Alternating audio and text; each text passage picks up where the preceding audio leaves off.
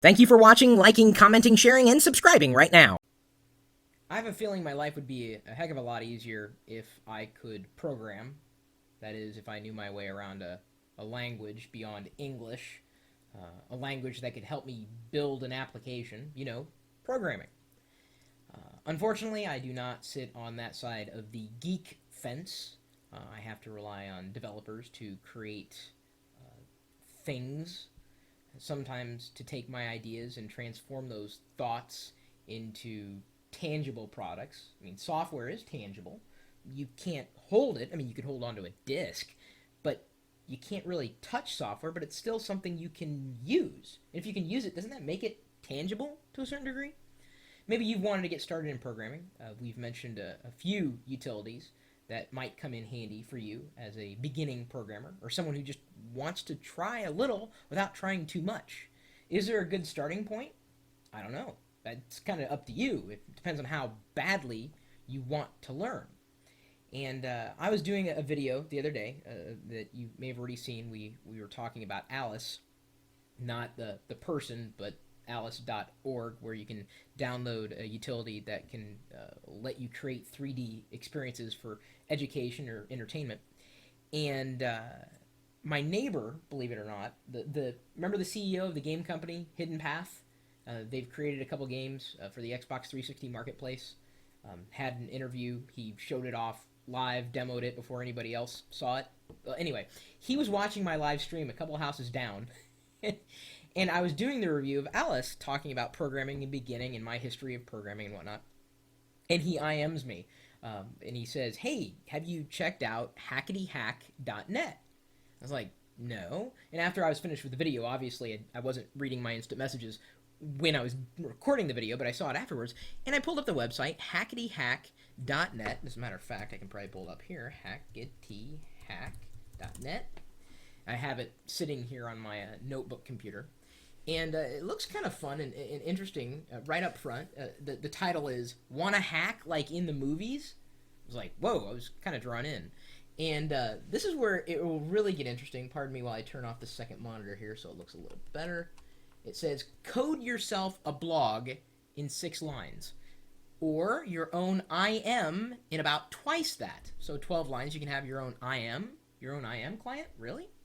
In just 7 lessons, totally conversational. Let's say 13 and up, which I think is a fair assessment of my audience, 13 and up. And this is essentially, right now, it's a utility right at this point only available for Windows. They say that they're working on a version for OS X and Linux, so they're not trying to leave anybody out. He's essentially taking Ruby and simplifying it and making it easy for you to just kind of get started. Creating something very, very simple. I don't think you're going to rule the world with Hackety Hack, but certainly you could get started with it. He's written bylaws, which I think are just absolutely fantastic, and I wanted to read a couple of them to you. The bylaws of Hackety. And he notes in here, Hackety Hack is fundamentally a browser and a programming language, for now, Gecko and Ruby. And he says he's only using Ruby because he knows it. Hopefully more languages can be added. And with that, if you would want to get involved with this project, I'm going to make a call to action and say contact him.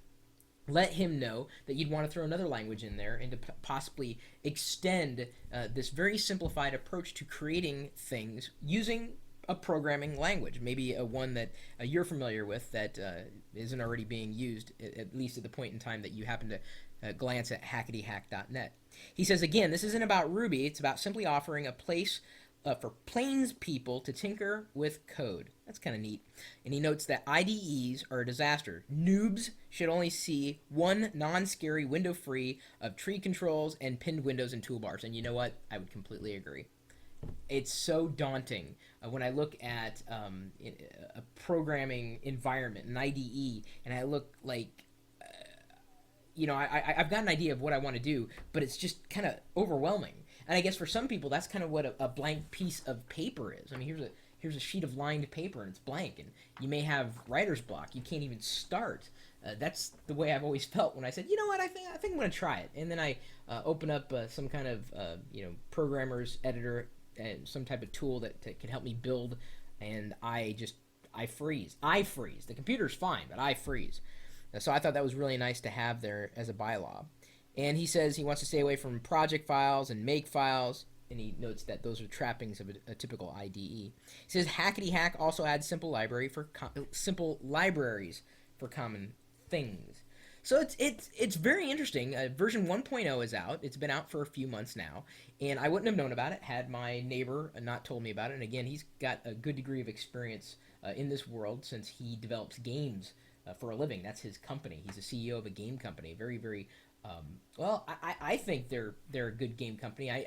I'm kind of privy to some things that you don't know about, but you'll know about them soon enough, and then you'll freak out when you find out that the guy is my neighbor. Anyway, thanks, Jeff, for passing that tip along, hacketyhack.net. Certainly looking for any other type of resource that can help people get involved with this whole world of software.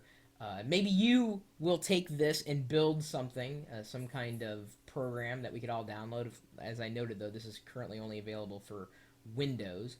But feel free to let me know what your thoughts are. Maybe you got tips and tricks for budding programmers. My email address is chris@pirillo.com. And you're more than welcome to stop by our community full of geeks at geeks.pirillo.com. And then you're also welcome to stop by the chat room. We're typically talking tech, even when I'm not paying attention to the chat room. Trust me, the reason why the live video, this thing, is going out all the time is because, well, I can. And it's more than just me sitting here. It's also the community that's kind of playing along, making fun of me when I'm not paying attention to them. It happens, and inevitably, every time I pay attention to the chat room, something bad happens. And then I have to kind of smack someone and then go back to my my evening, which I'm going to do right now. But you can watch me streaming my life online live 24 hours a day, 7 days a week at live.pirillo.com. We'll see you later.